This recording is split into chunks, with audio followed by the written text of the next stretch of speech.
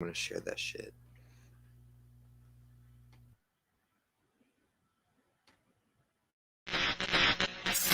There's war going on in this world. A war on freedom. He's acting outside of his authority by saying you can't put something that you want in your own body. That's your own personal choice, and can't nobody take that from you, you know?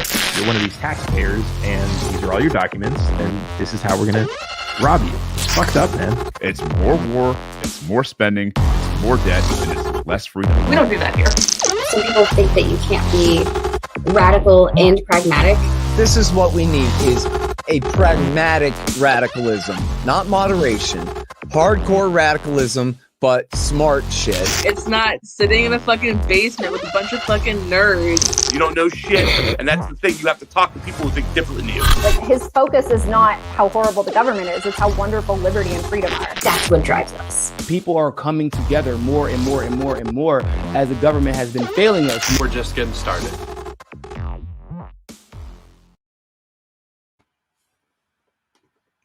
Hello, everybody. Welcome to the first official installment of Fite Club. This is different than most of the Fight Clubs that you've been aware of because the first rule of this Fight Club is talk about it. Click the like button, the share button, the subscribe button, and all those things, and bring other people into this conversation. I will be taking questions from the audience, and I'd love for you guys to participate. So this is on YouTube, Twitter, Facebook. I can see all your comments. Ben, welcome to the show. Thank you for having me once again, David. It's good to be back. I missed it. And the new intro is great, by the way. Thank you. That it's actually kind of old. I used it as a promo for a little while, and now I'm like kind of switching back and forth between that and my intro because I kind of like it better than my intro. Okay. Yeah, I do too.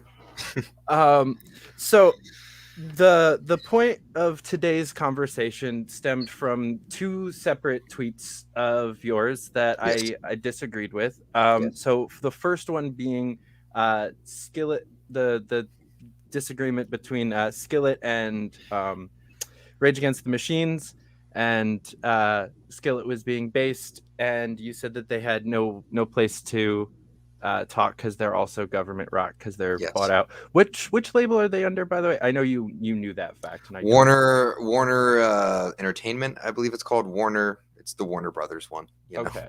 One. I think it's the third largest one in the world, I believe. Yeah. That sounds accurate.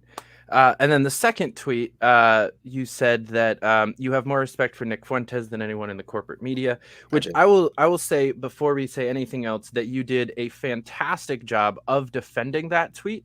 And I fully, I definitely get where you're coming from, and I think you defended your point very well. The follow-up videos, I think, clarified very well. I mostly agree with your stance there. I think my only real issue was the use of the word everyone in the corporate press, which is what I think we'll get into today. So first of all, I just want to make sure that I represented those two stances correctly and give you a chance to kind of broaden and clarify them before we get into it. Sure. So what the debate topic was the degree to which your employment affects your credibility or something like that. I think that's what I called it. Yeah. Something like that.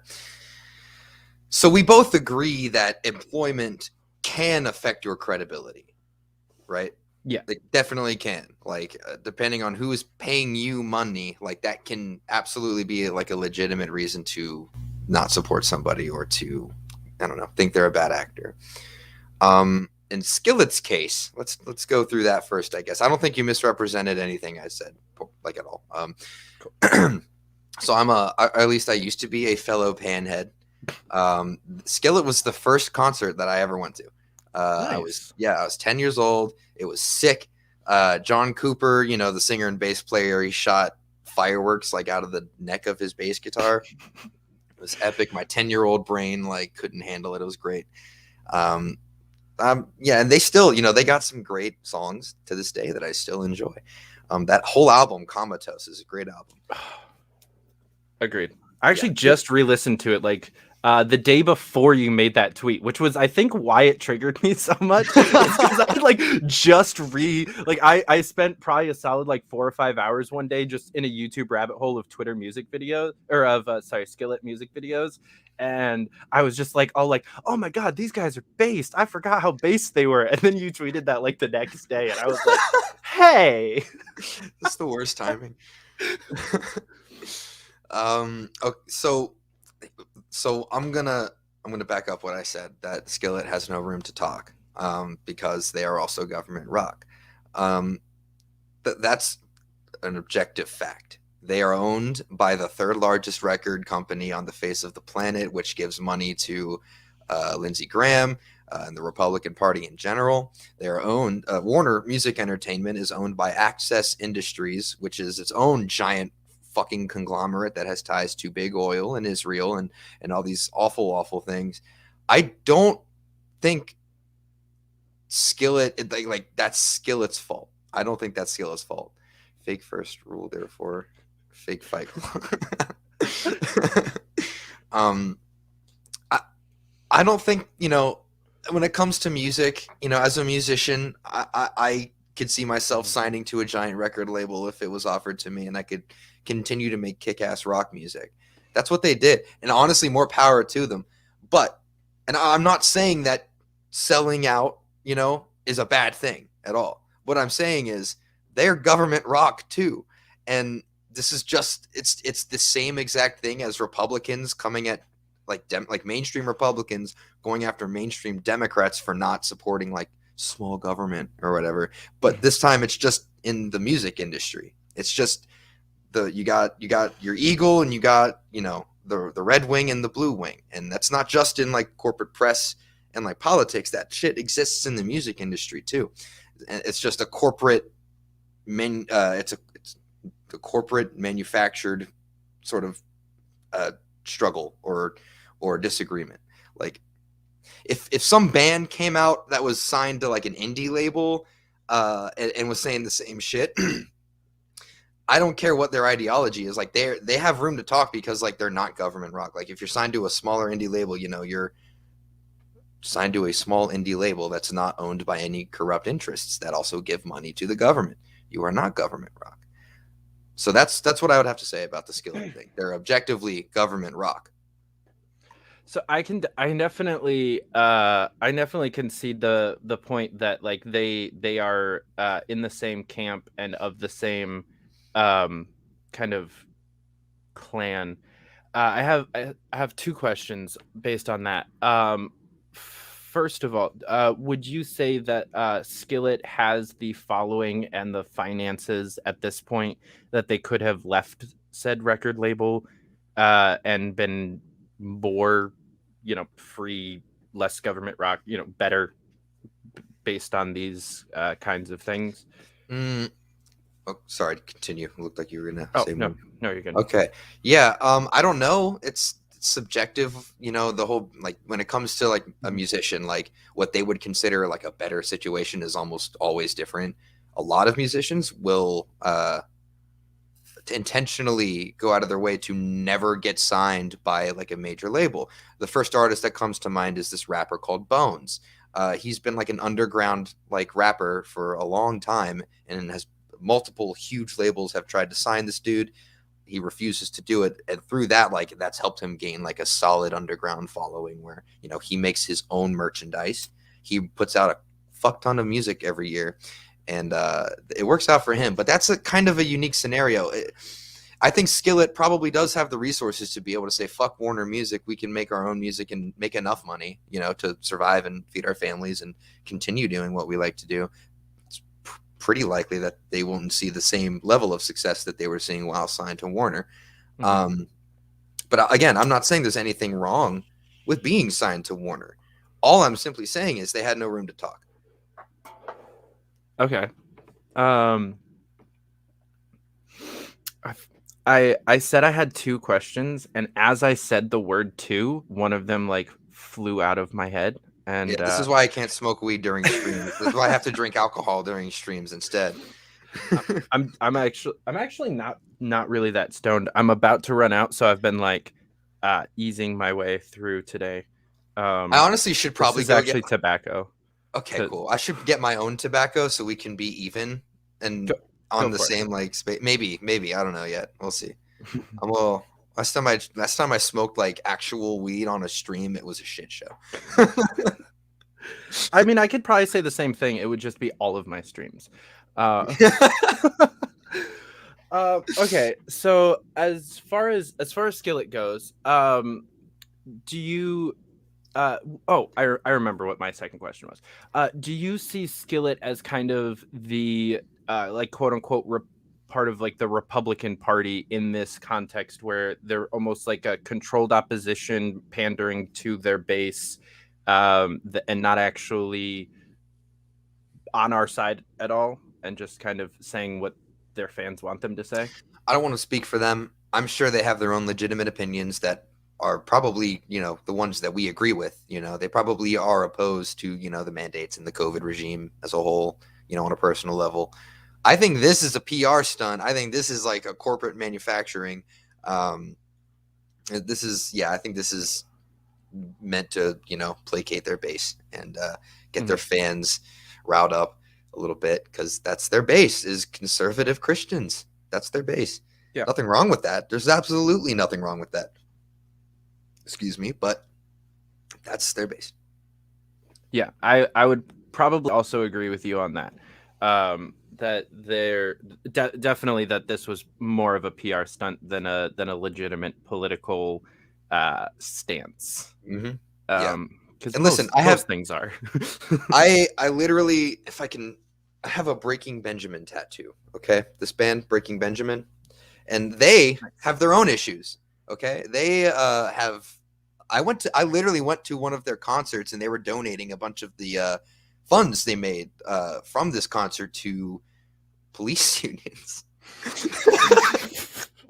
Jesus. They were donating a bunch of it to St. Jude's Hospital, which was cool, but they were also donating a lot of it to like police. I don't know if it was police unions, but it was some organization that supports the cops. I hate that. But when it comes to like art, I think you got to be able to separate the art from the artist sometimes, Mm-hmm. I would very much agree with that sentiment. So to the other tweet, I just want to clarify, because I did say that my biggest contention with it was the word every, and I think you did like defend that later on in the thread, because we brought up Kennedy, and you said that she would be included in that. I'm assuming so that would include like John Stossel, Kat Timpf, like most of the like Fox people. Is John's kind of independent now? No, he is now. You're right. I think you're right there. He was Fox for a while. He was, yeah. It was Fox Business, I believe. So what I said was that I just realized I have more respect for Nick Fuentes than literally anyone within the corporate press. That's what I said. And what I meant by that, I mean, I'll just kind of summarize like my clarification for that. Mm-hmm. That tweet is supposed to outline the absolute horribleness of the corporate press, because I was comparing the corporate press to another person with pretty horrible views. The difference is, one is in power and has extreme and heavy influence on what's going on around us and what is affecting us the most. One is a shit poster on the internet who has a show that exists in an echo chamber. He's not that influential, all things considered. I think being deplatformed probably had something to do with that. I don't support deplatforming like that, but I'm just saying I think he's less influential now because of that. So when you bring up Kennedy or Kat Timpf or even Tucker Carlson, let's say, I have much more agreement with these people, like when it comes to like an issue by issue like basis. They would have a lot more respect from me if they weren't working for like extremely corrupt organizations that are in bed with some of the worst special interests on the planet. If they're preaching this libertarian message and this anti-authoritarian, anti-statist message, I'm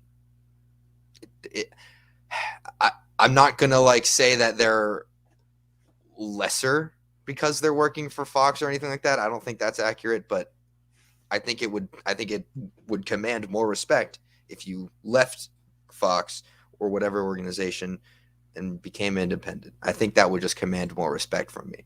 And the fact that Nick Fuentes actually does do that and is kind of speaks his mind on things, is not beholden to any corporate interests that I know of, I think that commands more respect than working for an organization that is in bed with the military industrial complex. Okay. But by your own admission, Nick Fuentes, because he does that, is uninfluential. So if Kennedy were to follow Fuentes' footsteps, she would most likely also become significantly less influential and do a much worse job at teaching people about libertarianism, wouldn't have the platform to bring people like Spike Cohen and Dave Smith onto a nationally syndicated show and be able to show the entire country libertarian ideals. She would be on Cozy TV talking to her echo chamber. What I said was that Nick Fuentes is less influential because he was deplatformed, not because he's independent. Kennedy can become independent without getting deplatformed. I mean, Joe Rogan is independent, and he is huge. He's far bigger than Fox and CNN and MSNBC, but he's not deplatformed, and he's arguably more influential than the corporate press. You're right. You did say deplatformed. And I think in the debate last night between Fuentes and Dave Smith, they battered out the talking point of like, can you be influential without getting deplatformed? Yeah. For sure. Good debate. That was an interesting one. That's for sure. We can talk about that later. Yeah, the live chat was my favorite part. I was watching the live chat from like Nick's channel because it was like re-recorded and put on YouTube. And so I was watching Nick's chat, and yeah, there's some people that don't like Dave because he's Jewish in that chat. That's for sure. When you have Ryan Dawson getting called a Zionist in a live chat, you know something's wrong. I'd missed that. Well, I think that was in Killdozer's chat. The Ryan Dawson, really? Yeah. Well, the man who sells hoodies that say "End all aid to Israel" on them. Yep. Okay. Because he was backing up Dave Smith, who's obviously also a Zionist Jew. Yep. Gotta love it. Hilarious. Yeah. So I feel like for me, there on a personal level, there have been plenty of times where I have taken a role in either a corporation or an organization that I didn't necessarily agree with because I thought that it would actually further my political goals or personal goals. So when it comes to like people like Kennedy, I have a lot of respect for her because I think that she is kind of co-opting in a way that corporate press and using it for her benefits. And on top of that, like at the end of the day, we need to like make a living. And so I find I have a very hard time criticizing people for how they make a living. And I usually save that for what they do with their living, you know? And so again, like people like Kennedy or Kat Timpf or some of these other, you said Tucker Carlson, and I think he's actually on that list too. I do have a lot of respect for Tucker Carlson because he does use his platform to wake people up, to show people the bullshit that's going on. Where if they like you make a good point with Joe Rogan that you can definitely go outside of the corporate press and still have a large amount of influence. I just think it's definitely a lot harder and significantly less like financially advantageous. Is it harder? I feel like it's a lot easier to be influential on the internet, even if it's like a couple thousand people. Like, I mean, it's easier to do that. It's than it is to get a show on the corporate press or a column, you know, in like the New York Times or whatever. That's true. Well, I feel like I would say it would be harder to switch like if you already have that platform from the corporate press, gaining a similar level platform independently would be more difficult. You're definitely right. It's a lot easier to get 1 million subscribers on YouTube than it is to get a show on Fox. That's for sure. And there's something to be said about like sort of Kennedy or maybe even Tucker Carlson, like sort of infiltrating like a corrupt organization and then kind of preaching a message that goes directly against the interests of their boss, really. Mm-hmm. I think there's something about that also commands a lot of respect. And I think that's a very solid point that you raise. Mm-hmm. So I'm not trying to like say like you should not like or support what Kennedy does and you should criticize her because she works for Fox. All I think is that it would be based if she became independent. I mean, it does happen though. I mean, Glenn Beck also did it. Glenn Beck went from Fox, and I'm pretty sure he's got like he's doing better now with his own, like with the Blaze, right? I think the Blaze is more profitable for him. I'm pretty sure. I could just be pulling that out of my ass. I have no idea. I won't refute it because I would be pulling that out of my ass as well. Well, I really shouldn't say because I just don't know. But it at the very least has been successful for Glenn Beck. And I'm sure there's like others that I can't like think of off the bat. This is not a reason to dismiss anybody. You know, their employer is not a reason to dismiss them. I just think it would be based if they didn't have to have that employer, and if they could say, fuck that, I'm going to preach this message the way that I want to preach it, and I'm not going to be beholden to corrupt interests. Yeah. Honestly, like that sentence itself, I'm in complete agreement with. As long as we're not dismissing them, I agree. I would love to see Kennedy jump ship and be able to say whatever it is that she wants to say, because I think it would be almost impossible to believe that she's able to say everything that she wants to say, even though she does say things that go against her boss's narratives quite often. There's plenty of stuff she doesn't say. Yeah. She does have people like Dave Smith, Scott Horton, and Spike Cohen on often enough to say which is awesome, which is very awesome. Yeah. So the other point that I wanted to bring up on this topic was both you and I have cash paychecks from the same organization, being Young Americans for Liberty, who also has some fairly questionable financial practices, both where they get their money from and where they've put some of that money. So I'm curious, do you think that being a Yale State chair affects your credibility? It might, if you're a purist. I'm not gonna like tell you that you're wrong if that is a problem that you have, but none of that changes what Yale is actually doing, like on the ground, and that is to me what matters. We're getting constitutional carry passed. We're getting school choice passed. We're restoring free speech rights for college campuses across the country, and self-defense rights. We're doing good work, and the minute the good work stops happening is the minute I stop supporting Yale. Okay, but would you not say that Kennedy is also doing good work? Yeah, as well, and Skillet. I would. They are. Okay. Yeah, I especially I found it interesting that Yale got brought up last night.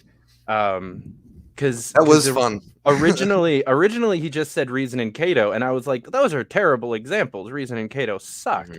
And then he brought up Yale, and actually, because he was a former member, and you know, this is. I want to know what his role was so bad. Like, was he a state chair? Like, was he a chapter president? I got to know.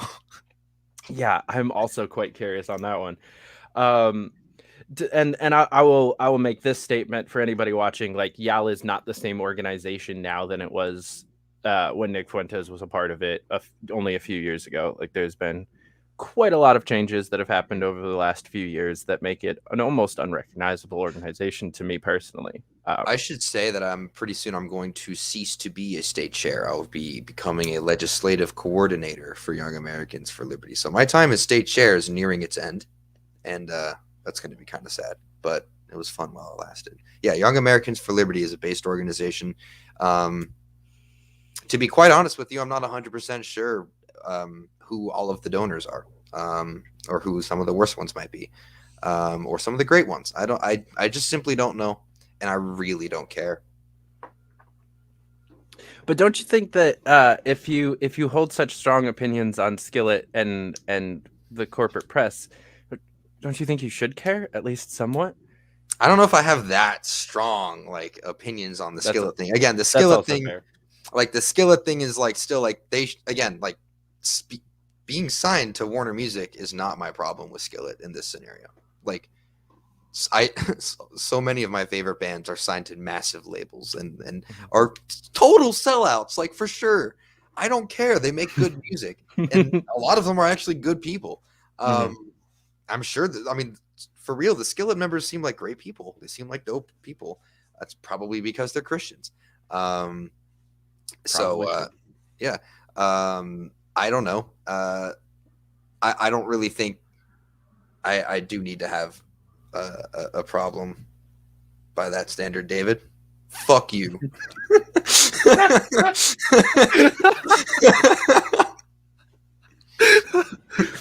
Real contentious debate going on, guys. Fuck you. Oh my god. Yeah, see, I think all debates should be done under the influence of at least one, if not more, substances, and done between people that have at least a little bit of respect for each other. Yeah, at least like a little bit, though. Just a small amount. Yeah, I definitely don't know where all of Yal's money comes from. I have been sent plenty of things and like some like FEC filings and other things where people were trying to tell me that I was a terrible person for working for Yal, and I've looked into it a little bit. I can tell you that like Fuentes' claim from last night that like there are plenty of millionaires and billionaires and one percenters that we would normally consider our enemies that do put money into Young Americans for Liberty. That is a truth. Whether or not they're the exception, like they're the few millionaires and billionaires that are actually based, or if like what he was saying is true, that they're Yal's like controlled opposition, which I personally believed for quite some time. I saw it as siphoning people and money out of the Liberty movement and into the Republican Party, which is kind of what he was alluding to. But I don't want to like actually just debate the efficacy of Yal, because again, I think they've changed and they've improved a lot, and also it's a kind of subjective point. Yeah, sure. I mean, I would be happy to have that debate, but yeah. Yeah, I honestly, I just don't want to have that debate, because if I actually had to argue it, I would end up saying things that would piss people off, because I have a lot of friends in that organization. Yeah. I might say some things that piss people off too. I'm really good at doing that. But you like to walk that center line of like, I'm going to be friends with everybody so that I can piss everybody off. Yeah, I'm a centrist. Filthy centrist. It's almost worse than a prag. Yeah, no, it is. It's way worse.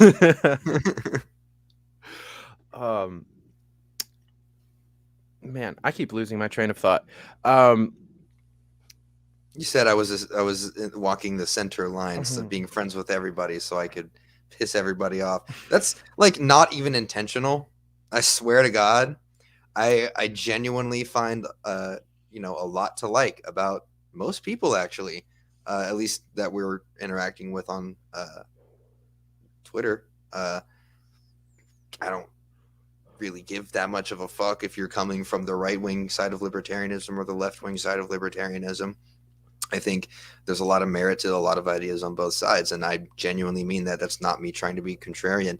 I think the idea of social constructs, like race and gender, I think those have a lot of problems, and I think we should strive to eliminate these social constructs as much as we possibly can. And I think that's a really valuable idea that comes from the left, and an idea that's propagated by a lot of what people would refer to as wokertarians or lolbertarians or blue-pilled libertarians, whatever the fuck term you want to use. I think the preferred term is bitch fuck cuck. Bitch, dude, I haven't heard that said in like way too long. Reed's slacking, man. He is slacking, yeah. Bitch fuck cuckertarians. They need to come back. But they don't need to come back. They need to go away. I don't know why I said that. There's no questions. We need some questions. So far, mostly just fun conversation. Giggles is here. Fun. Thank you, Giggles. Good to be with you again.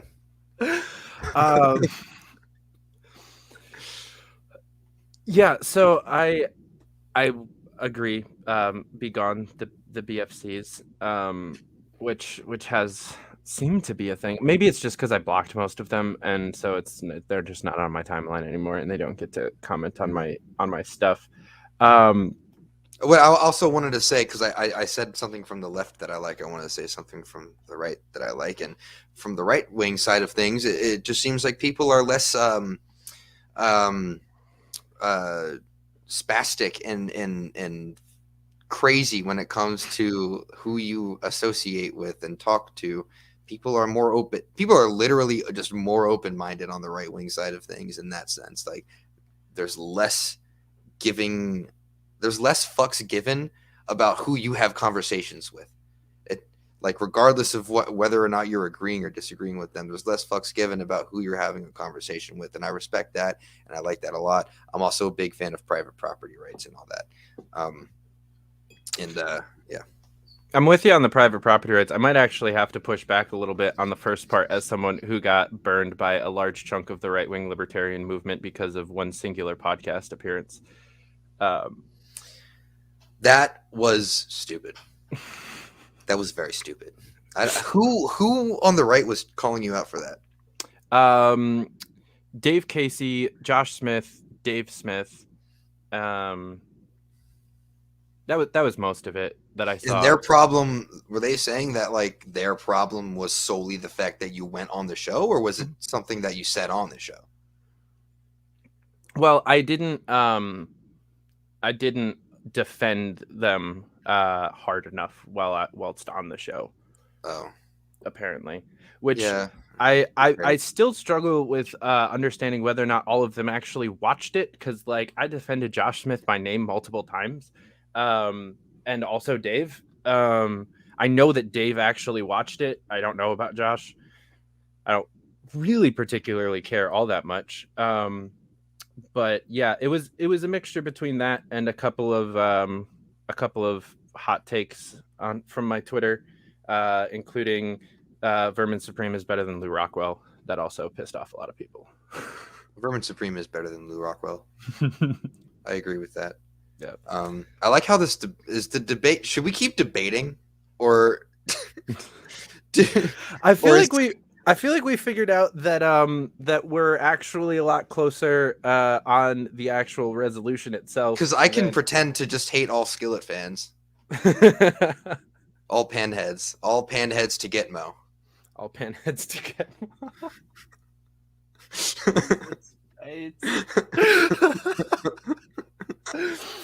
They can hang out with all the single moms. Yeah, y'all are gonna need a hero to save you now, bitch.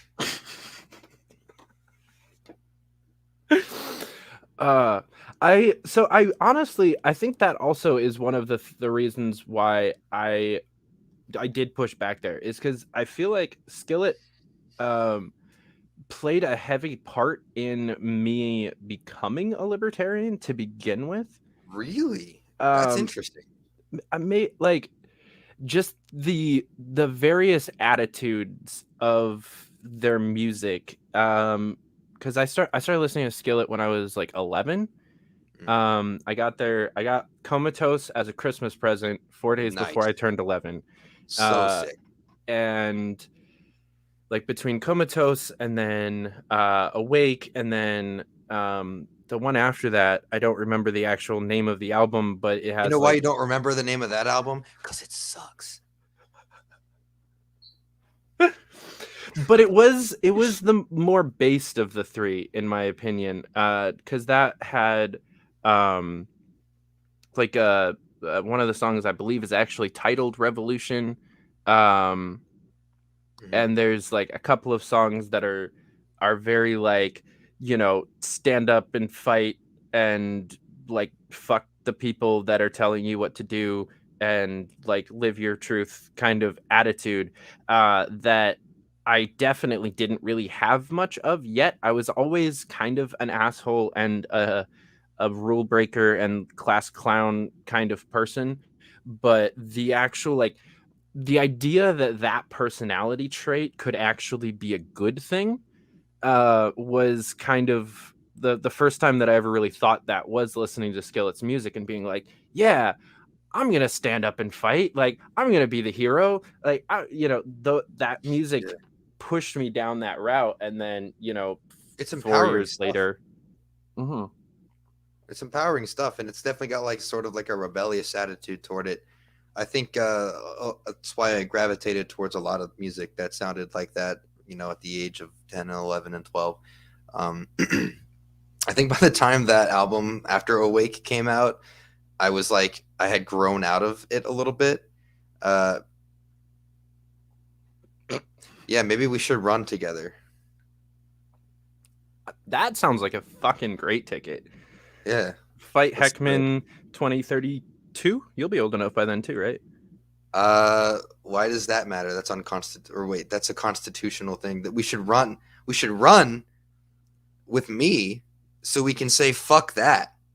Right? Like that be like that's what a while ago me and Ariel, like before we were dating, like we like were joking about this on Twitter and actually got like a legit endorsement from some like local LP affiliate, which says a lot about local LP affiliates, right?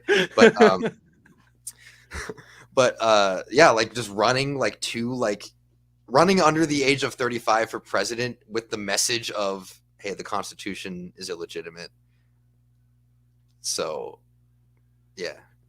I have to hardcore respect that.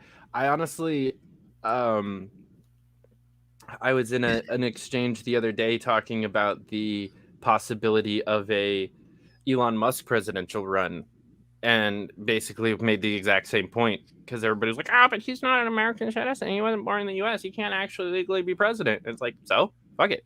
Yeah.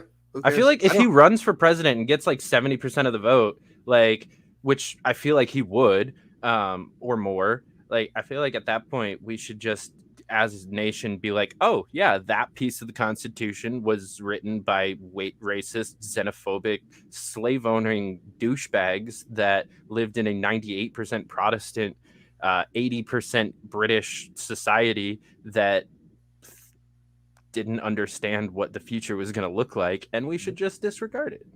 Or they did understand what the future was going to look like, but they just kind of put the Bill of Rights in there to placate people that were like bigger fans of the Articles of Confederation. I don't know. I need to look more into like the anti-Masonic Party. I've been meaning to do that. I just heard about that for the first time this week. I'd never heard of it until this week. Oh, really? I was doing, don't ask me why, but I dove deep into the election of 1824 this week a little bit because of a random Clubhouse conversation, a couple other conversations. And then I found really interesting stuff about that. Like all 4 candidates that ran for president that year had the word Republican in their party affiliation, which I find really amusing. That is fun. There was an old Republican, a new Republican, and 2 Democratic Republicans.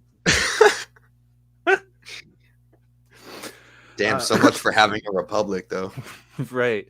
And of course, that was the election that John Quincy Adams literally stole from Andrew Jackson after he won both the Electoral College and the popular vote, but not enough of the vote. So it went to the House, and then John Quincy Adams was like, mine. Yeah, I'm not well read at all on this history. I really wish I was. All I know is I heard Hotep Jesus talk about the anti-Masonic Party once.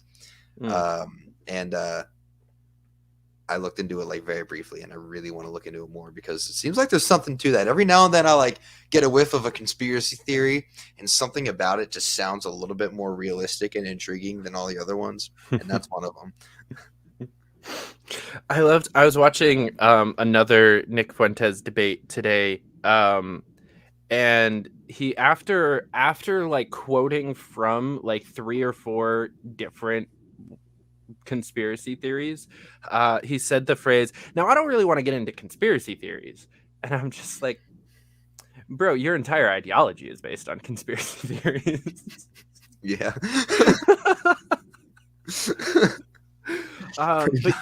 But yeah, the anti-Masonic Party very much intrigued me as well, because that's the reason I found out about it, is because that's what Adams was, John Quincy, after he left the presidency.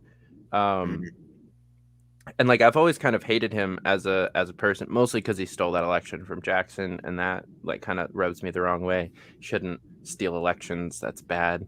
Biden. Yeah, Joe Biden. Sorry, I just got this. Hashtag stop the steal. I just got. Goodbye, YouTube.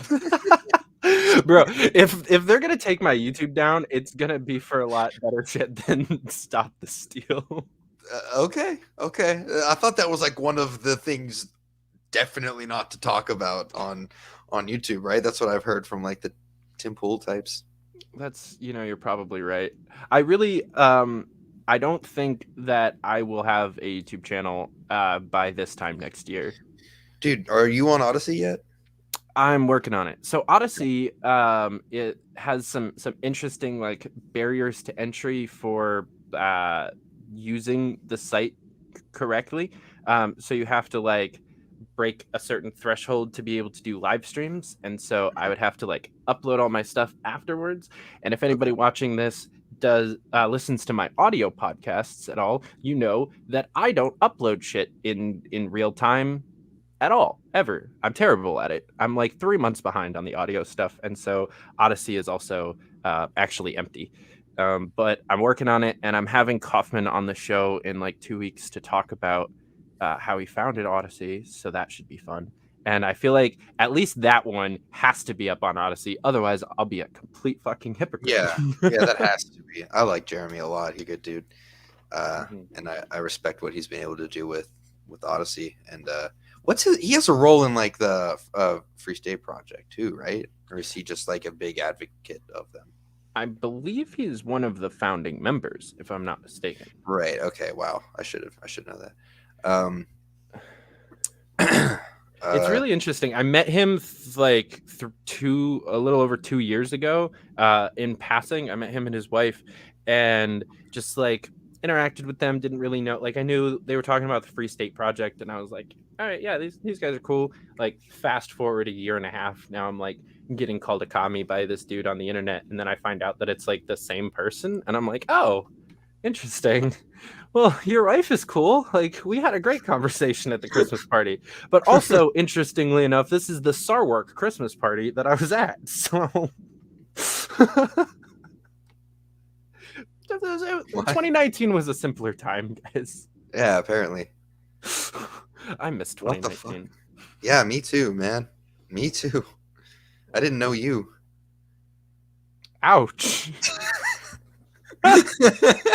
That took a second for it to click. I was like, wait, what? Oh, I mean, yeah. I was better off before I made all these Twitter friends.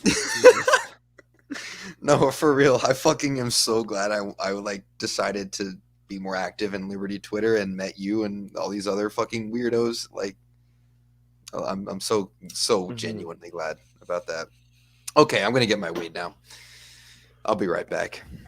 You do that. While you're there, I'm gonna tell people to go check out Nugg of Knowledge so that you guys can get your own weed and be smoking it for the next stream. So Nugg of Knowledge provides all sorts of types of premium legalized cannabis. So we have CBD, CBG, Delta-8, THC, some edibles, flower, vape. I think we even might have tinctures up on the site. If not, they're coming in like 2 weeks. So go on over there, check it out. Use promo code F4L and you'll get 10% off your first purchase. And you'll also help me out. You'll help out the network. You'll help out awesome other libertarians like Tom Queter and Dan Berman, who are part of Nugg of Knowledge. So go on over to that website, grab some weed, and get high because it's good for you.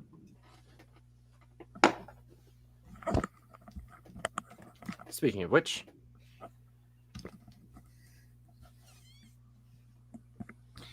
howdy. All right, so I need to give some advice, some stoner advice to everybody. The best thing you can use to like get like ash and like, you know, leftover scraps out of like, you know, a bowl or a bong or a pipe, whatever you're using, get a guitar string and just cut it and just literally it's the perfect thing. It is the perfect little pointy thing to just stick in there and clear everything out. Is it the perfect pointy thing to stick in there, Ben? The perfect. I can think of some other pointy things. Oh, can you? Like what?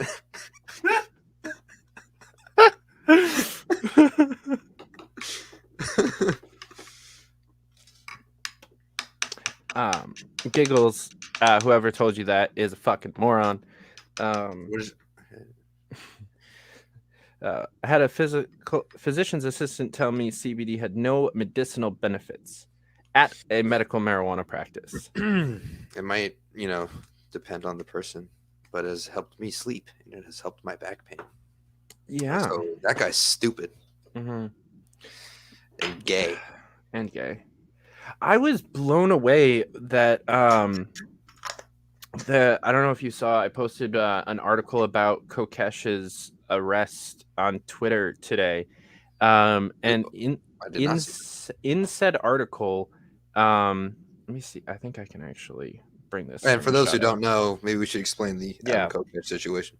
Yeah, you want to do that while I look for this? Yeah, sure. Adam Kokesh was driving home from some fucking protest in Colorado.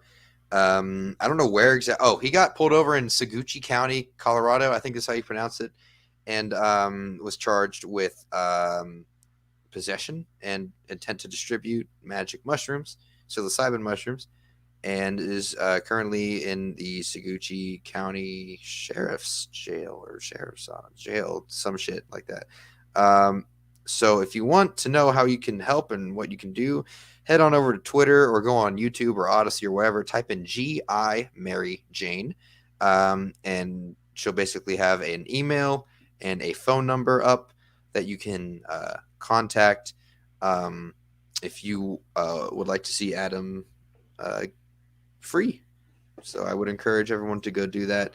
Adam Kokesh is a huge influence on me and my libertarianism, and he's done more for the movement than most libertarians ever have and will. So yeah, True done talking about my literal hero now. Yeah, Kokesh is amazing. Yeah, and so in this article, from again, this is Colorado, you know, where like cannabis is legal. There are multiple municipalities that have legalized psilocybin for production and distribution. Yes. This is one of the most progressive states in the country. This is what their news is telling you about the people that are arrested. It is classified as a Schedule 1 drug, which means that it has a high potential for misuse and has no accepted medicinal use in the United States. This is talking about psilocybin, something that has been treated or proven time and time again to help with so many different mental issues, PTSD, anxiety, depression, all of this stuff. And these freaking idiots. Hence my caption to this. Imagine being pathetic and clueless enough to actually print this, because Jesus fucking Christ, like how is one still that naive about all of reality in 2021, where you think psilocybin is a first of all a misusable drug, because it's not. It's almost Like, you cannot overdose. It's almost impossible to get addicted to psychedelics in any meaningful way, because you cannot carry out the high, you cannot carry out the trip, you cannot extend it, you can't do the things that you do with addictive personality with every other substance. Unless it's ketamine. Ketamine can be really fucking addictive. And psychedelics. That's fair. That is fair. It's also one of my favorites, though. My personal favorite thing about ketamine is that it is a very short trip, and therefore it is less of a commitment to your evening than like saying like, I'm going to get drunk tonight, because you'll be sober quicker than you would if you were just like, I'm going to drink 3 beers. So that's my personal favorite. You can like do it on a Tuesday night and then still go to work the next morning, and it's just like a normal night. Yeah, I got no intentions of really trying anything else new at this point. I've been there, done that with my crazy experimentation. I'm sticking with weed and booze. Maybe some really, really small doses of psilocybin and LSD here and there, but strong maybe with that.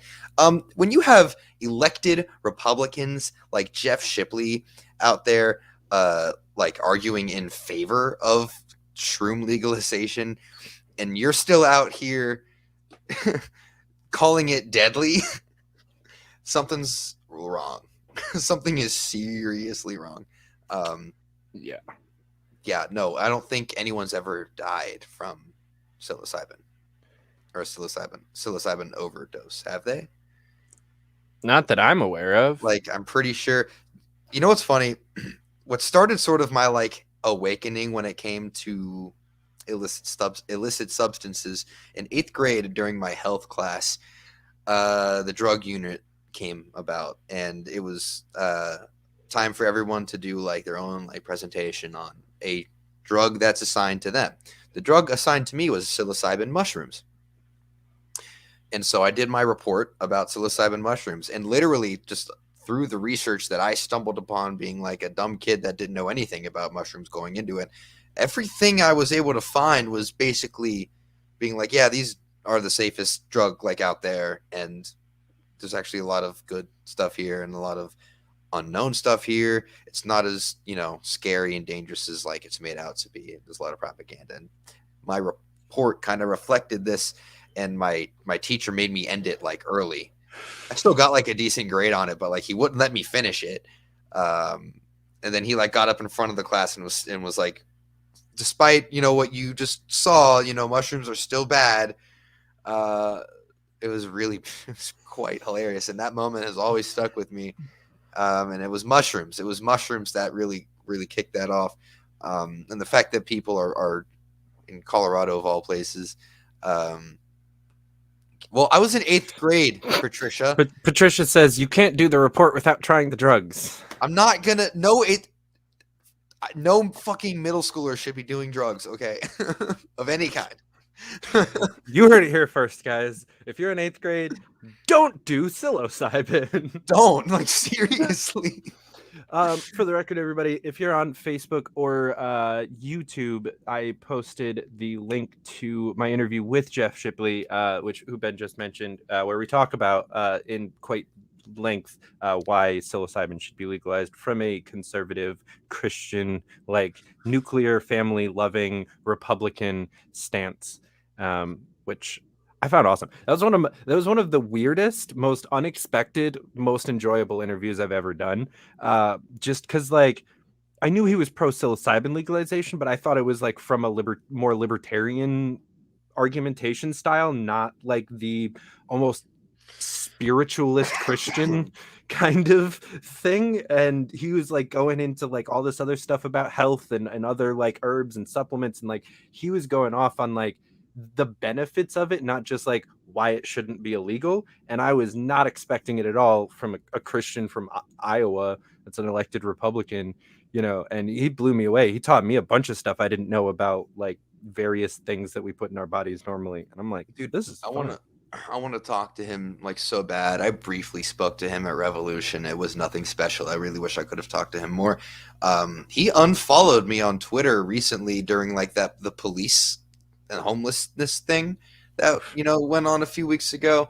I think he probably really hated my takes on that or something. I don't know why he unfollowed me. That's the only thing I can really think of. Kind of sucked. I'm a huge fan of him, and heavily support what he's doing, even if we might disagree on some stuff. And again, same goes for Anthony Sabatini, and not to bring up Yal again or whatever, but I think that our candidates are very necessary and very good in a lot of ways, and not in every way. And I think Anthony Sabatini is really fucking important to have in office, and I think he does some really important shit in office. And I clown on him, I troll him sometimes, but in reality, I think he's one of the best guys we got out there. And same goes for pretty much every Yal candidate. But I gotta say, ever since we smoked weed with Scott Horton in New York and he whipped out his glass blunt, I'm like a huge fan of these glass blunts, man. These are great. Fucking teacher's pet much, bro. Like, he's not gonna date you, bro. Yeah. I've only had a glass blunt once, and I owned it for a few months, and then I broke it. I dropped it, and it was very sad. And then I still used it, and then one of my friends, like, I was using it for like a day later, and one of my friends like cursed me out because he was like, "Bro, you're probably like inhaling like glass dust and like shards and shit. Like, don't use that shit." And I'm like, "Oh yeah, you're probably right." Well, because I broke it, so like the part that you pack was broken off, and so he's probably right. Like, there's a bunch of like little bits and pieces left from the breakage that I was probably inhaling. Yeah. Did you cough up blood or shit blood? I mean, I was good. So, but I am a big fan. I have like a one hitter in a dugout that I carry around. Nice, dude. I sold something today. I work at a smoke shop as a part-time job. I sold a product today that I didn't really realize existed, and I felt kind of dumb that I didn't even know we sold it. Glass screens. I didn't know that you're aware of these. So I've never seen them used in glass pipes. Usually, it's in like the weird like metal. Or I was introduced to them because of like the weird metal ones that have like the screw top and like the little hole. Those have the screens in it, and so I had a bunch of screens left over from purchasing one of those. That I had a glass bowl that had just a fucking huge carb hole in the bottom that was just like, I lost so much weed, and I had to like put like almost full nugs in the bowl just to not lose it. So I started putting the screens in the bottom of that. Poorly made. Yeah, well, I sold a glass screen today. I'm like, this is such an efficient little invention. I don't know how I didn't know about this. So yeah, that was cool. I like how this devolved into. Yeah, well, I mean, as soon as we actually like got down into the nitty, which is why, actually, I'll say this is why I wanted this to be a podcast, and I didn't actually really go in at all on Twitter. Like, we had a couple of exchanges, and we were in the group chat a little bit on the Skillet thing, which is obviously different than like a thread. But I knew that like Twitter was not going to do this conversation justice, and if we actually just like had the conversation, we're probably of a very similar mind, but I feel like we never would have actually conveyed anything useful on the Twitter sphere. Yeah, well, I appreciate, like, I'm not trying to like sign off or anything like that, but I'm glad that you wanted to have like the actual conversation. And I guess I definitely worded things in a way that made it sound like I had a much stronger, maybe more hardline like opinion than I actually did. But it's Twitter.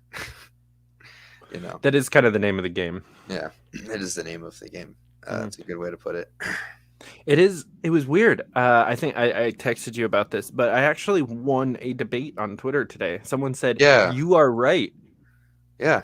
Yeah, it happens every now and then. It has happened to me like once or twice, but it's very nice. I'm glad you were able to experience that, because like, you know, sometimes honest conversations can actually happen on Twitter. It just takes like one person in that conversation being like chill and cool the whole time, and maybe even like offering a compliment to the other person, or offering like a wholesome joke. I don't know.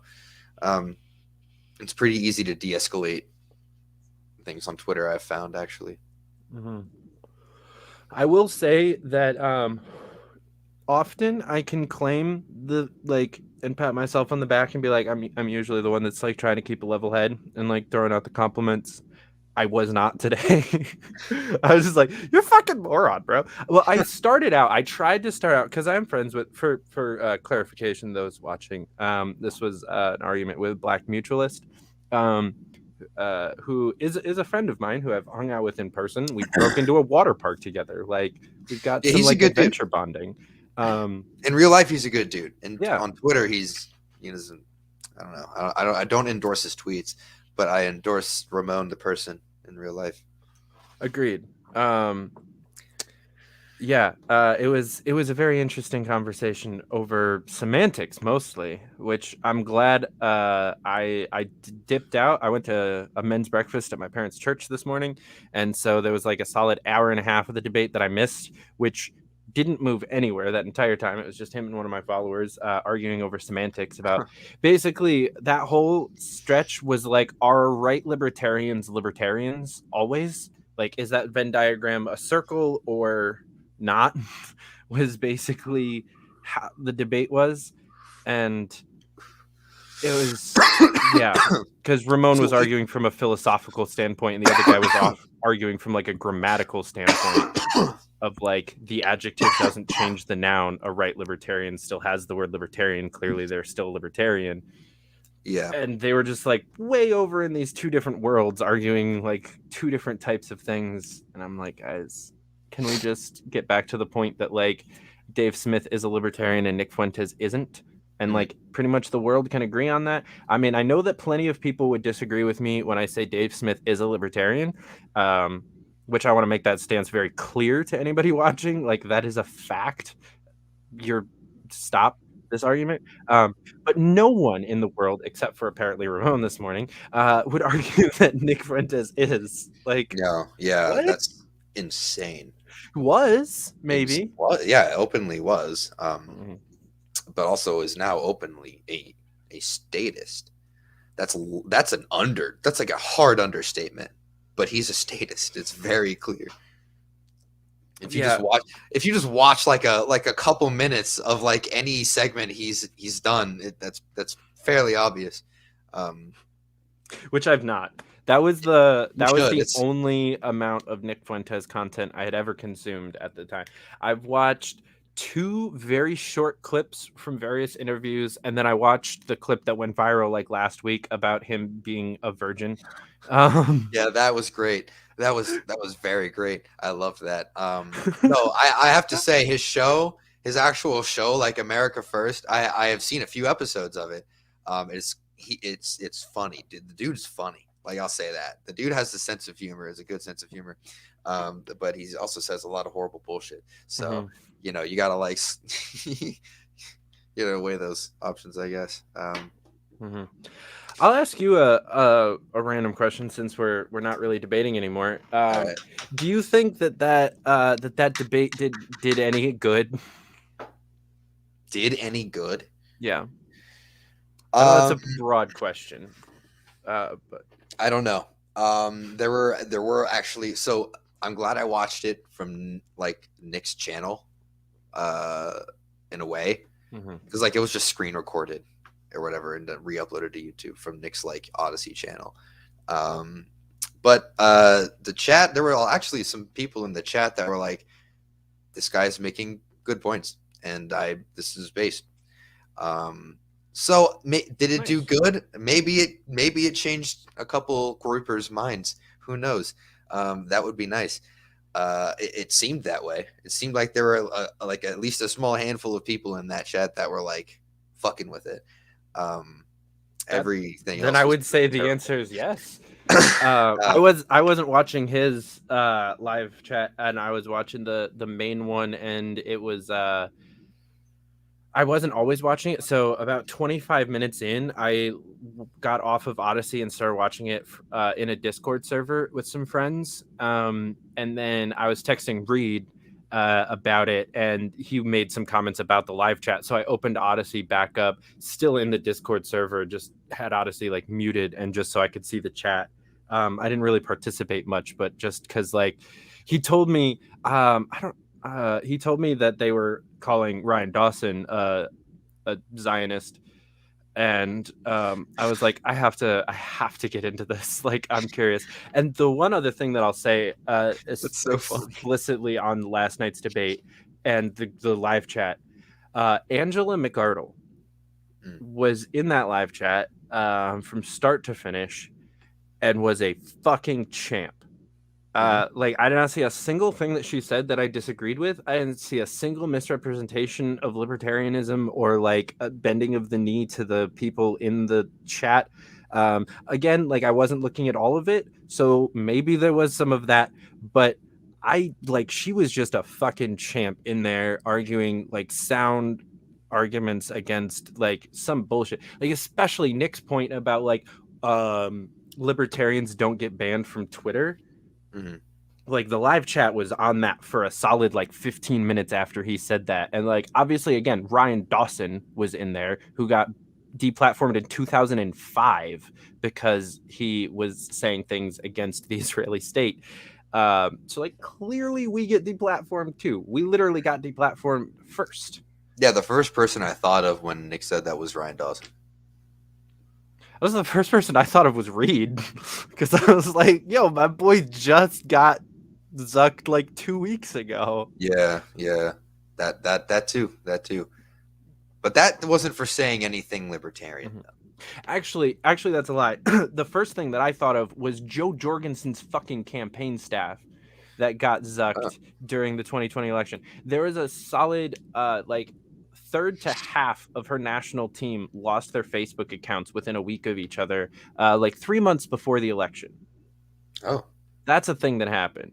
That's like big tech censorship of big L libertarianism that a lot of people just kind of either don't know about or want to ignore. But I had a bunch of friends just get like, and some of those accounts never came back.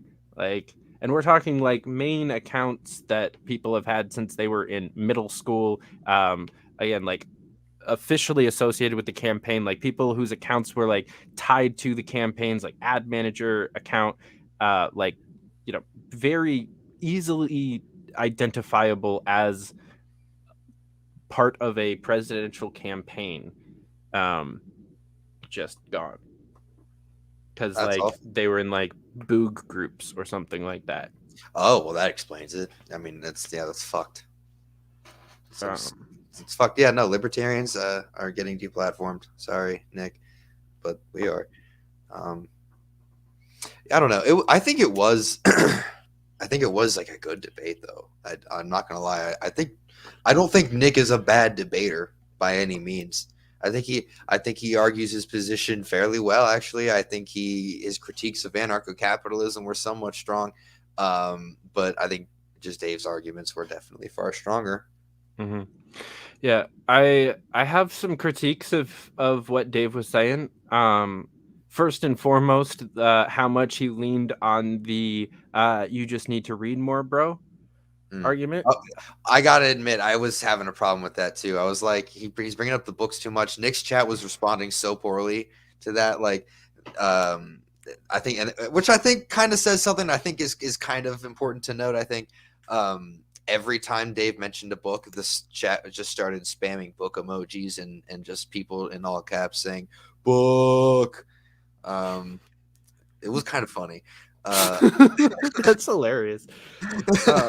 Because it's not like the Groypers or Nick are like any sort of like anti-intellectual. Like that that argument isn't quite as sound as it would be against, say, me. Like I mean, Dave and I went at it on Twitter, and that was his main argument to me. He was right there. Like, I haven't read any full Rothbard or Mises books in my entire life. I think Fuentes has, at least, or you know, has definitely read. You know, he's and the his following reads. So like they're not just like turned off to that kind of, oh, he's just a fucking nerd stuck in books. Like it's not that thing. It's like that's a poor argument. Oh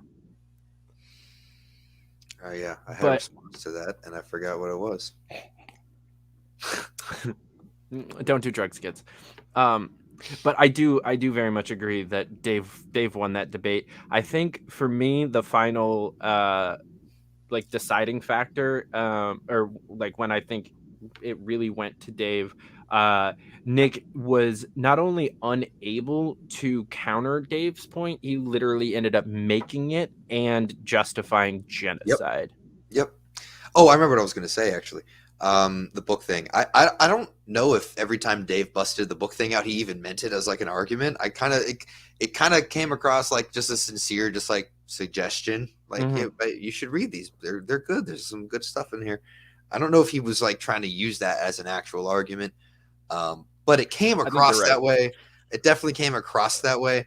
And it was just really funny when everyone was saying book. But yeah, Nick ended up making Dave's point for sure. I really fucking hope, because Reed was teasing this, Nick can go on the Four Horsemen. That'd be great. That'd be great. I would watch the shit out of that. Yeah. Reed would lose his channel the next day, but I would watch the shit out of that. It would be like you know, like Avengers Endgame. It would be like Naturalist Capitalist Endgame. Like, this is it. This is the last one. Like the obvious conclusion to the Naturalist Capitalist is Nick Fuentes being on.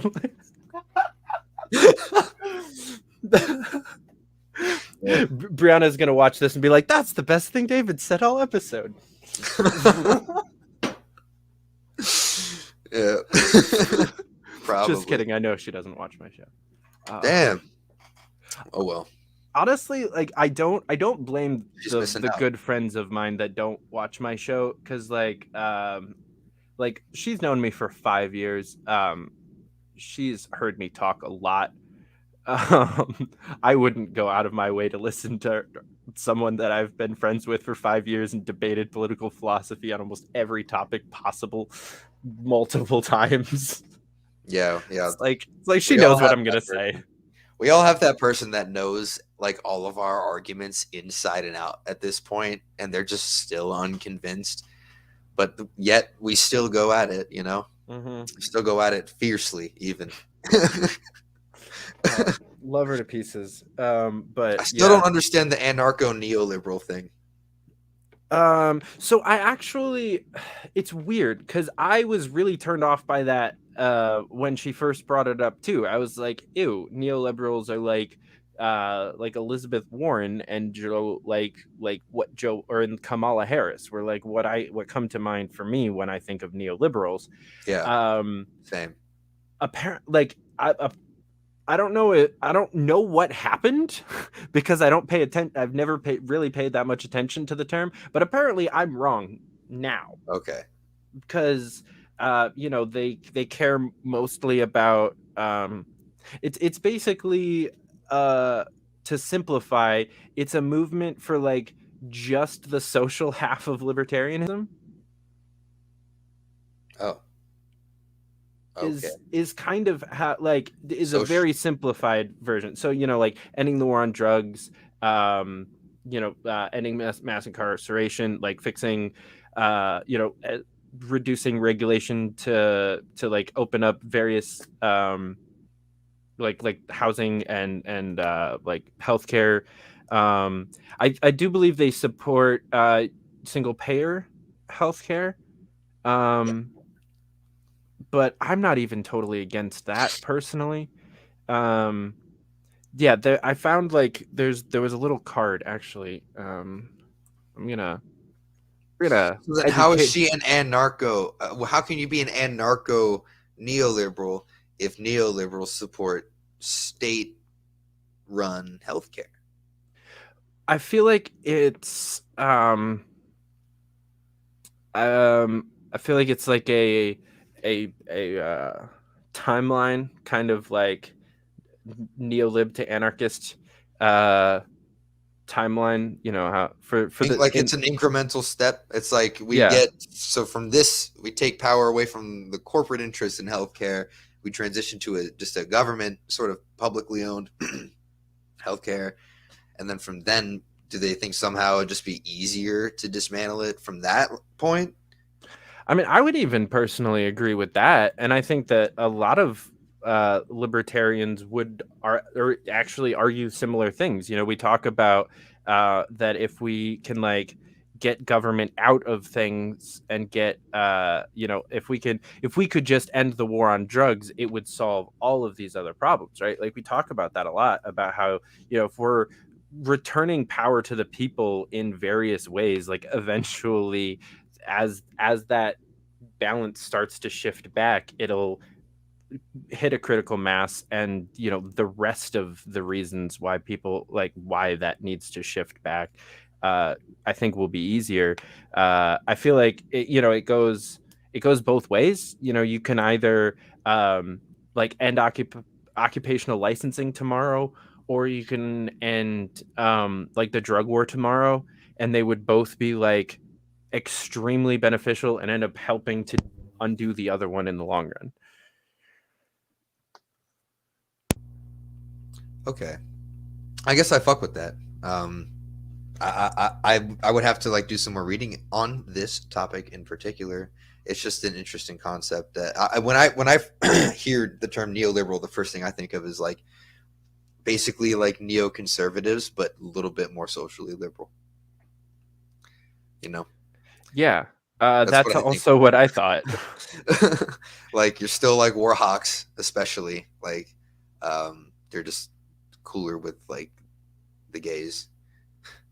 So I don't know. I guess I'm wrong. I'm trying to find the website, because you would think that they would just have like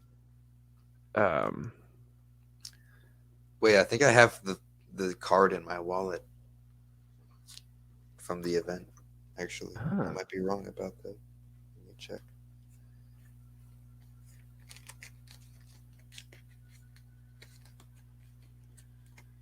I have so many random ass like libertarian business cards in this wallet. Or, like libertarian adjacent shit. It's just random ass shit. Oh look, an American Spirit coupon. I'm gonna use. Well, I can't. I can't. I quit smoking.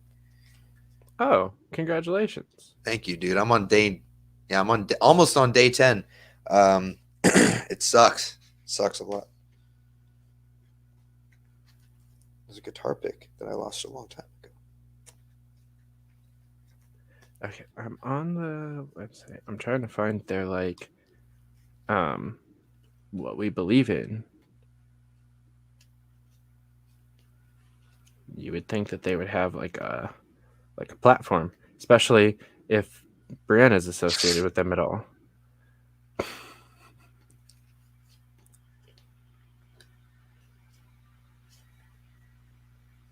Yo, so I have a hoodie that says "Let's Go Brandon" on it, right? And so like if people come up and see me in this hoodie and are like, "Wow, are you a Republican?" I go, "Fucking no, bitch!" And I whip this out of my wallet and I just go, "I'm a libertarian," and then they cringe.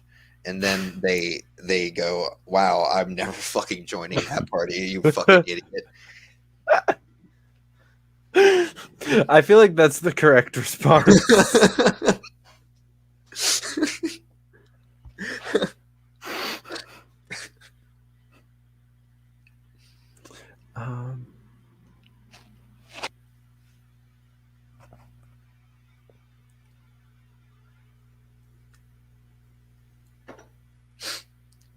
Yeah, so the neoliberal project here, I'll just read the About Us because I can't find a policy page. The neoliberal project works to advance a liberal society by creating a neoliberal identity, facilitating communities to engage with our ideas, producing new media to spread our ideas, and programming to debate our ideas. We develop policy proposals, mobilize our networks to support these proposals, analyze the policy proposals of others, and build relationships with like-minded individuals and groups, establishing strong relationships with local, state, and federal actors.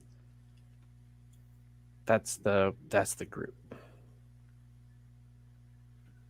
Okay. Doesn't Sounds like a plan. sounds like a plan, a good plan. But I don't know. That didn't really say that much about like. No, it didn't. I realized halfway through reading it. So the neoliberal project. This is something I did not know. The neoliberal project is a subset of the PPI, which stands for the Progressive Policy Institute. And their tagline is radically pragmatic.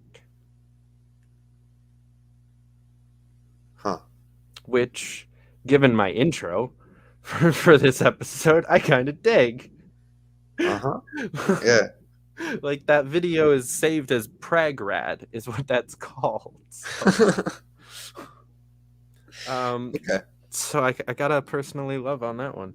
Well, I when I was doing some state chair recruiting not that long ago at Albright University, someone I approached on that campus, a student, was like, I'm a part of the neoliberal, what you just mentioned or whatever. What was it? The neoliberal project? Yeah. And he gave me like a business card and stuff like that. And I was like, yeah, I'm not a fan of neoliberals because you guys are pro-war. And he was like, oh, okay. I guess I was right. He didn't really refute that very much. So I don't know. I think I caught him off guard. I think there was just a lot of misunderstanding there. And we just walked away from each other. Yeah. So he was probably, I feel like that probably sounded to him like someone saying to you like, oh, I'm not really a fan of libertarians because like they want to usher in fascism. by making it like, but like they just want McNukes. Yeah, you think it's just a horrid mischaracterization? Yeah, I would probably just walk away from that too if I was like, if they don't support war, which I don't know because I can't find too much. I will have Brianna on the show just to talk about that. Actually, no, I'll probably have somebody else on. She keeps not wanting to come on my show. Makes me sad. Damn. That's unfortunate. It's a fun show. I'm glad I can just come on it and ruin it. You're too fucking nice, Benjamin. God damn it. Be more stubborn. I do have to say that I love the guitar on the wall soundproofing Thank you. Christian aesthetic of the background. It's dope. Thanks. Thank you. My roommate put up all of the soundproofing stuff, and it keeps falling because the Velcro that she used is not that great, actually, which is, I don't understand because it's like super strong, and those things are super light. The shits keep falling. But no, thank you. This is the music room, and it's just cluttered. There's way too many guitars in this room, dude. It's crazy. I kind of love it though. It's like my safe space, Nice. It's my happy place. It's my man cave. Nice. I have to thank you for making me break out my instruments the other day because I have yet to put them away because I'm a lazy piece of shit. So they're like sitting out and I keep like actually picking them up, and I haven't been playing much for the last few years because my instruments stay here and I've been traveling. But I actually like learned a song on the bass the other day for the first time in like 2.5 years. Come Together by the Beatles. Nice. There you go. A classic. I watched Across the Universe for the first time this last weekend, and what's that? It is a movie made. It's a musical movie made out of Beatles songs. Oh, cool. Okay. I never got into the Beatles. I'm not gonna lie to you. I only knew, I'd say maybe a quarter of the soundtrack before watching the movie. And there are a few Beatles songs that I know that aren't in it, like Yellow Submarine isn't in it. Obviously everybody knows that song, or at least knows the reference. But no, it's actually a fantastic movie. Would highly recommend. It takes place in the late 60s, early 70s. Like it takes place during the Vietnam War, in New York City, and it's dope. and would recommend. Yeah, no, I got mad respect for the Beatles, and I do. The older I get, the more I fuck with their songs. Just was never really a band I got into, unfortunately. And when people tried to show them to me when I was like younger, I rejected it because it wasn't angsty and distorted, and that's all I wanted to listen to. I feel that. So a lot of the because it takes place in the U.S., it sounds a lot more American, and it's some of the songs are slowed down to be more sappy, and then other of the songs are like significantly rockier and like more upbeat than the Beatles would have sang it. So they're a little bit more fun. I think actually the craziest scene, which was a song that I had never heard before, and I actually had to like go look it up to make sure that the words were the same because I didn't believe that the Beatles sang these words, was a very interesting scene where the guy, the main character, who's just like an artist and kind of a pacifist and just kind of like apolitical, like barges into the like activist office space where his girlfriend is volunteering, and starts like singing this song, and like throwing papers around and being a dick, and then ends up punching like the main activist dude in the face, which is kind of based in the movie. But I'm like, I know, and I'm like on his side in the movie with what he's saying because it makes sense in hindsight. But I know that if I lived through that era, like I would have been in that room. Like if I was 50 years older, like I would have been there. Like I would have been a commie if I was alive in the 60s and 70s, like guaranteed. Yeah, I feel that. I kind of feel that. Like the left of that era certainly seems, at least from like today's standpoint, it seems a lot more appealing than the modern day left. That's for fucking sure. Right, because they were the based ones. But the like there's a couple lines in the song. It starts off like you say you want a revolution. Don't you know we all want to change the world? Then he goes on to say, when you talk about destruction, you know that you can count me out. And then later says, and if you go carrying around pictures of Chairman Mao, you're not going to make it with anyone anyhow. And that's like the line before he punches the guy. and so like that's why I had to look it up, because I was like, did the Beatles actually say fuck Mao? Like that's surprising to me. And they did. And I was like, nice. And like the whole kind of gist of the song from the Beatles was actually kind of speaking to that movement and being like, hey guys, we're not supposed to be the violent ones. Like the chorus is just a repeating of it's going to be all right, over and over and over again. And it's just kind of like, just like, it's going to be fine. Just chill. Like you don't have to be this like violent revolutionary group. And as a member of multiple groups that are considered by the government to be violent revolutionary groups, it was kind of like a weird moment for me of like, do we really have to? Who's right here? Yeah. There's like, that's like the whole, I feel like, sort of spirit of like the bottom unity sort of thing. Like we're all ostracized by the establishment, and there's the propaganda is spread about us from the establishment, and about very similar things, and we should be able to like kind of both have grievances about that and fight it together, while also acknowledging areas of agreement and stuff. It really pisses me off when it's the corporate press is referred to as like the liberal media. It really does, because there's some liberal media outlets and there's some conservative ones, but they all have one thing in common, and it's not being liberal. Yeah, that and that they love war and hate people. Yeah. Yeah. They profit off of our suffering so that they can grandstand on our suffering. Yep. To quote the great Spike Cohen. Which is why Nick Fuentes is better than the corporate press. How's that for going full circle? Honestly, pretty good. Yeah, I still personally, I still think that I will fundamentally disagree on that because I also still think that like he's, which I don't know if you would even disagree with me on this. I think he's a worse person than pretty much everybody in the corporate press. Like if we're doing like individual comparisons, he's like actually really shitty. Where I feel like even like probably Rachel Maddow is still probably like nicer to her, the So people you mean around like her than Nick Fuentes. I don't know. Can you really say that about someone that profits from the war machine? Though, like I feel like Nick's moral compass is stronger only because he would not want to be funded by that shit. And I mean, I don't know. I don't know.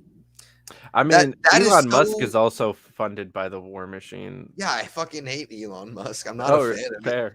I'm not an Elon Musk fan. You know what? I will definitely concede consistency to you on this topic. You are quite consistent on it, and where I'm a big fan of Elon Musk. Like, I don't give a shit that he's part of the military-industrial complex. I again think that he's siphoning money out of it to do other cool things and to become rich so that he can. He's definitely doing cool things. That's for sure. You know, he does cool shit. I'll give him that, but fuck him. I would. For real? No, I mean I'm straight, but money's money. It's not that. It's not about the straight. It's just really like, even I don't know. He's like a 4. He's a strong 4, you know. I don't know. There's something about the accent and like the words. The monopoly or the government is the largest corporation with a monopoly on violence. It just, you know. Oh, lip service. What do you fucking do?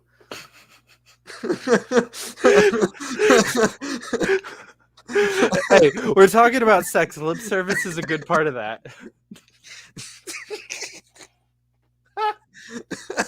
Cool.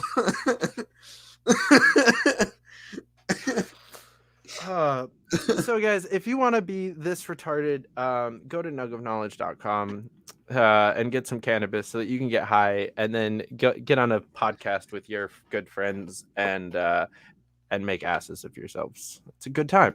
I would highly recommend it. The Libertarian Party really needs more podcasts, and so you know, you guys just need to get over your shyness and smoke some weed and like start at least 2 per person that's watching this, and then convince some of your friends, and then maybe start like a third one that's kind of like a mixture between like yours and your friends. And like, we need at least 75 more podcasts by the end of 2022 if we want to like actually win the presidency in 24. Mm-hmm. Yeah, podcasts are the only way to victory at this point. Yo, I almost would. I would probably accept an invite to a debate on that resolution, arguing in the affirmative. That podcasts are the key to victory. Yes. I don't actually believe that for 1 second. I like everything I said up until now with sarcasm. The whole hour and a half. But no, I mean, I feel like, especially, you know, if we're talking about like some of the other podcasts as well, you know, if we brought in the concept to like talking about Joe Rogan and other like people like that, I feel like it kind of is like it's the closest thing we have to an independent media source, and it's significantly more popular. And I don't know, maybe that is how we win, is just enough thought leaders. It's part of it. Yeah, thought leaders going on like every platform, including like the corporate ones and the independent ones. Yeah, I think the podcasts actually are going to play a massive role, but the key, I don't know what it is, like the thing that's going to like get like liberty achieved in our lifetimes, I have no fucking idea what that's going to be. And removing the abortion plank from the national platform, that's clearly the thing that's been holding us back. Yes, absolutely. Also, the one about bigotry being irrational and repugnant. We have to get rid of it because it's not libertarian. That's not libertarian, really. That makes it seem like bigotry is as equal of a problem as the state is. It's not like the libertarian movement is like has a history of some pretty bigoted people, being in it or anything like that. Well, whatever. You were kind of like going in and out, and I couldn't tell. I was like, is he being sarcastic? Because, like, honestly, I don't necessarily disagree with anything you said until we don't have a problem with bigotry. Yeah. Because I don't think it's as big of a problem as the state. I definitely agree with that. I think, I don't know. I was saying that like sort of tongue in cheek. I think you can be a bigot and be a libertarian. I think you can be racist and conservative and right wing and be a libertarian. I just don't agree with that shit. If you're gonna help us do base things, then help us do those things. But I'm not gonna be cool with like using the LP like as a platform to promote, bigotry and racism. I'm not gonna be cool with that. So if people try to do that, I'm out for it. But I don't give a fuck if you hold those views and want to do stuff within the LP with us. Mm-hmm. Yeah, I mean, and that's why we're friends with people like Jacob Winograd. You can be a bigot and they'll be my friend. Exactly. I mean, shit, I'm having Olivia Rondeau on my show this week. She's like awesome. One of the biggest bigots I know. I know she's my favorite. She's probably my favorite bigot. Not gonna lie. I'm gonna clip that little bit, and that's gonna be the promo for that episode. Oh my god! All right. Well, we should probably wrap up and let people go to bed. It's midnight. If you're going to bed now, you're a pussy. But Ben, any last words on the actual debate, or? Oh no, I mean, or anything else? It was a good debate. It was a good 20-minute debate. And then a great hour-long random conversation. Yeah, no, this was a lot of fucking fun. Thanks for having me on, dude. I always enjoy coming on to your show. Thanks for having me on. Follow me on Twitter at Ben Heckman _. Yeah. Throw that back up there. Yeah, follow him on Twitter. He's based and awesome. And follow or subscribe, like, share, do the things. Like I said, Room 1 of Fite Club, talk about Fite Club to everyone. So this is kind of the first official episode of Fite Club. We're going to be doing a mixture of like debates and also kind of just conversations. I'm really enjoying where Fight for Liberty is headed with that show. And, so we're going to keep doing that every Tuesday and Wednesday. If you want to learn about people that are fighting for liberty and how you can fight for liberty better, that's going to be there. And then we're going to have Fite Club kind of as a side thing because there's still a lot of conversations that I think need to be had outright. I think, there's a lot of stuff that happens on Twitter that can get brought over into a podcast and be done better. And also I like talking about deep philosophical issues with my friends. And that's what more of podcasting usually is. So you should call this episode Panhead Gets Pwned by Libertarian. I'll make like a fake like headline. All right, guys, thanks again for watching. We'll be back here next week. Tuesday, it's at a different time. It's 5 p.m. because we're interviewing someone from across the pond. And then Wednesday, the normal time, 9 p.m. with Olivia Rondeau. So follow us. Come back for that. And until then, keep up the fight. Shut up and sit down.